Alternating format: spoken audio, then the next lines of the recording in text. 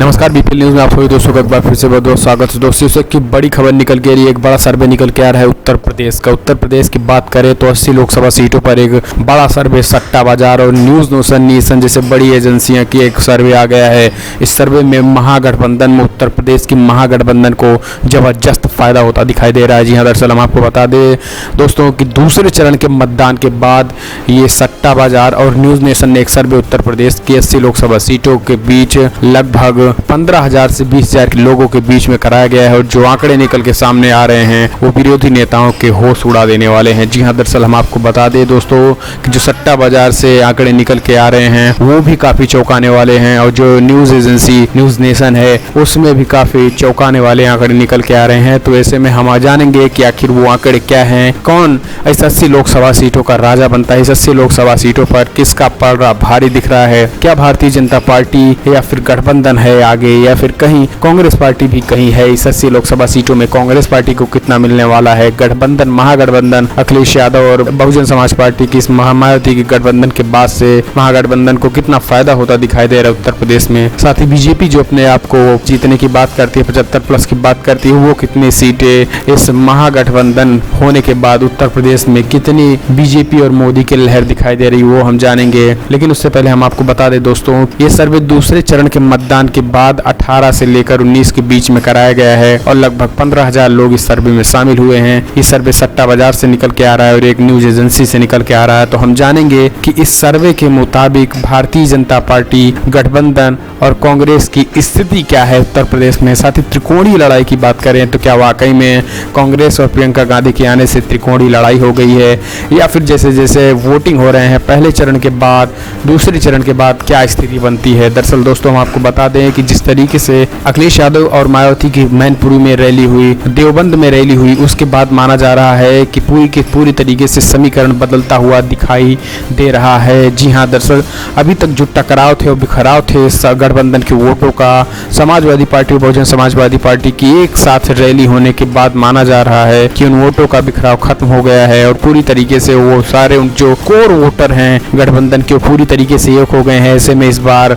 गठबंधन को फायदा होता दिखाई दे रहा है और पूरी तरीके से बीजेपी की परास्त होती दिख रही है। भारतीय जनता पार्टी पूरी तरीके से गठबंधन को टक्कर देती हुई दिखाई दे रही है। टक्कर देने की बात करती है लेकिन टक्कर दे नहीं पा रही है, क्योंकि जिस तरीके से बहुजन समाज पार्टी मायावती सुप्रीमो लगातार रैलियों में ललकार रही है पीएम मोदी को, उससे कहीं न कहीं पूरी तरीके से महागठबंधन के पक्ष में हवा बनती दिखाई दे रही है। साथ ही जो संयुक्त रैली हो गई है चाहे देवबंद में होने के बाद या फिर 2 दिन पहले मुलायम सिंह यादव के गढ़ मैनपुरी में हो, वहां पे रैली होने के बाद पूरी तरीके से महागठबंधन के पक्ष में हवा बनती हुई दिखाई दे रही है। और आजमगढ़ की बात करें तो आजमगढ़ में अखिलेश यादव पूरी तरीके से हावी हैं और आजमगढ़ से ही एक संदेश समाजवादियों ने पूरे प्रदेश में देने का काम कर रहे हैं। और आज भी हम आपको बता दें कि इस समय रामपुर में समाजवादी पार्टी, बहुजन समाज पार्टी की संयुक्त रैली चल रही है और अखिलेश, मायावती और आजम खान पूरी तरीके से वहां पर अपनी उपस्थिति दर्ज किए हैं। लेकिन देवबंद की रैली के बाद और पहले और दूसरे चरण के मतदान के बाद यूपी की स्थिति क्या कहती है वो चलिए हम जान लेते हैं। हम आपको बता दें कि जो पहला आंकड़ा निकल के आ रहा है न्यूज़ नेशन से। जी हाँ, न्यूज़ नेशन से जो आंकड़े निकल के आ रहे हैं दोस्तों,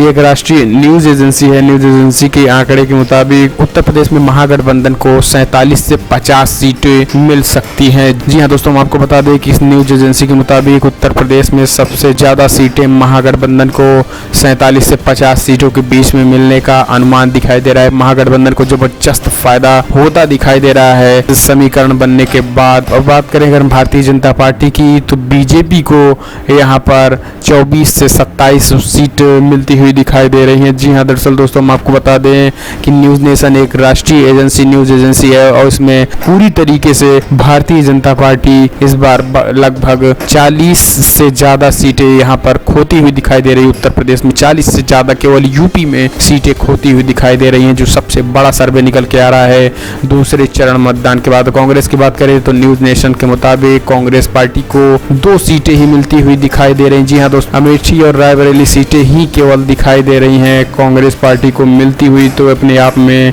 एक बड़ी ही चौंकाने वाली बात है कांग्रेस पार्टी के लिए इस बार भी, क्योंकि 2014 की बात करें तो उस लोकसभा चुनाव में भी 2 ही सीटों पर कांग्रेस पार्टी को संतोष करना पड़ा था और प्रियंका गांधी का कोई मैजिक फिलहाल हुआ दिखाई नहीं दे रहा है यहाँ इस लोकसभा चुनाव में। और 2 ही सीटों पर कांग्रेस पार्टी पार्टी को संतोष करना पड़ रहा है। अब बात कर देते हैं हम सट्टा बाजार की। जी हाँ, सट्टा बाजार की जो खबरें निकल के आ रही हैं उसमें भी महागठबंधन को जबरदस्त सीटें मिलती हुई दिखाई दे रही है। दरअसल सट्टा बाजार को 43 से 48 सीटों के बीच मिलती हुई दिखाई दे रही है। जी हाँ, महागठबंधन अखिलेश और मायावती के इस महागठबंधन को इससे 47 से 48 के बीच सीटें मिलती हुई दिखाई दे रही हैं। और बात करें अगर हम बीजेपी की, तो बीजेपी को लगभग 24 से 29 सीटों के बीच सीटें मिलती हुई दिखाई दे रही हैं। तो ये भी अपने आप में एक चौंकाने वाली खबर। और यहाँ पर कांग्रेस पार्टी की बात करें तो कांग्रेस यहाँ पर भी 2 सीटें मिलती हुई दिखाई दे रही है, जबकि निर्दलीय के खाते में जाने वाली है। इस बार यूपी की 1 लोकसभा सीटें निर्दलीय के खाते में जाने वाली है। जी हाँ, दरअसल वो संभावित हो सकता है प्रतापगढ़ या कौशाम्बी से, जहाँ पर राजा भैया का वर्चस्व माना जा रहा है।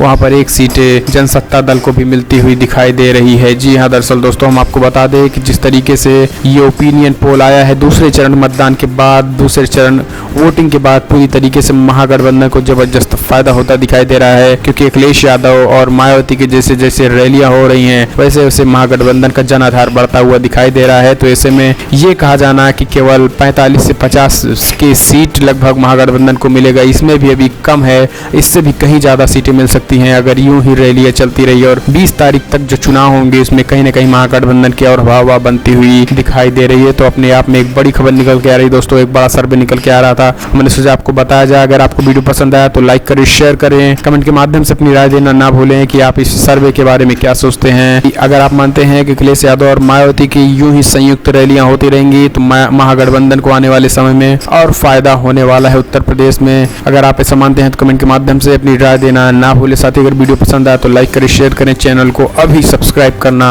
ना भूलें।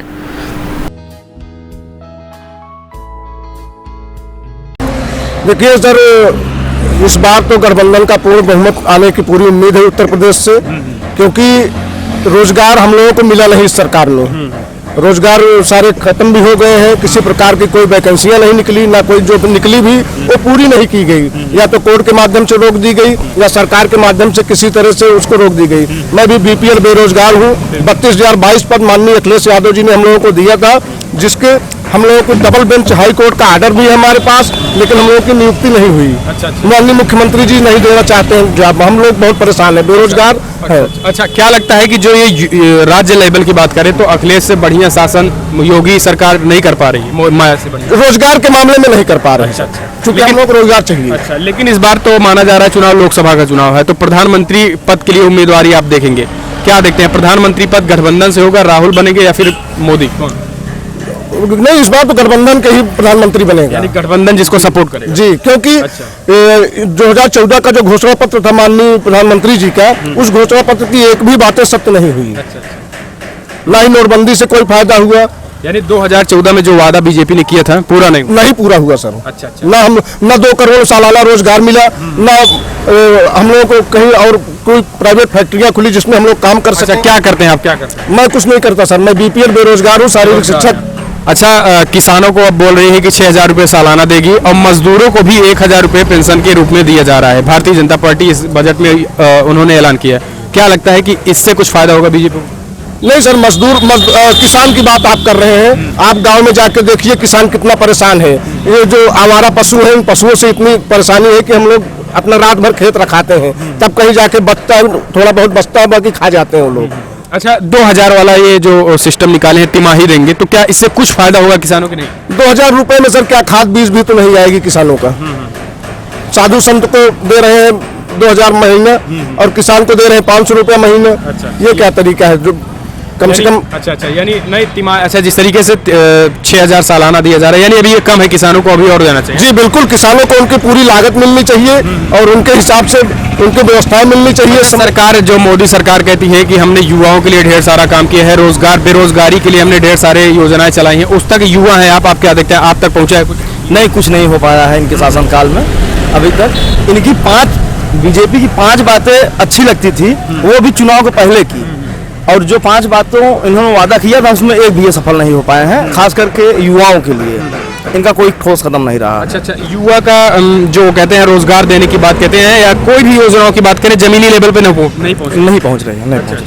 तो क्या इस बार फिर क्या देखते हैं, बदलाव देखेंगे इस बार? बदलाव निश्चित तौर जो हमें पकौड़ा तलाएगा हम उसको भी पकौड़ा तलाएंगे। पकौड़ा तले, हम पकौड़ा तल के रोजगार थोड़ी मिलता है। अच्छा, यानी अगर रोजगार प्रधानमंत्री मोदी जी कहते हैं पकौड़ा बेचने के लिए, तो ये कहीं ना कहीं गड़बड़ करते हैं। ये हम पकौड़ा बेचे, हम लोग बताइए प्रोफेशनल है, हम लोग डिग्री लिए हुए हैं, पकौड़ा बेचेंगे सड़क पर बैठ के हम लोग। अच्छा अच्छा, पकौड़ा सरकार चलाएंगे। हम लोग को बेइज्जत कर रहे हैं, कुल मिला के हम लोग को बेइज्जत कर रहे हैं, युवाओं की बेइज्जती है। युवाओं की बेइज्जती।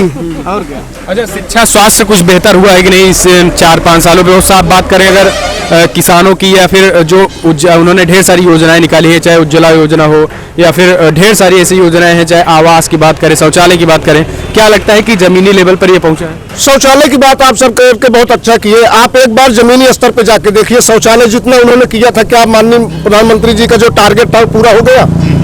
सबके घर में शौचालय बन गए? आप जमीनी गांव-गांव जाके देखिए, कहीं नहीं बना हुआ है। आप क्या लगता है, आपको मिला है? जी हमारा तो ऑलरेडी बना हुआ है सर, हम तो अपना बनवा चुके हैं। लेकिन गांव में आप जाके देखेंगे, गांव में अभी पूरी तरह शौचालय सबका नहीं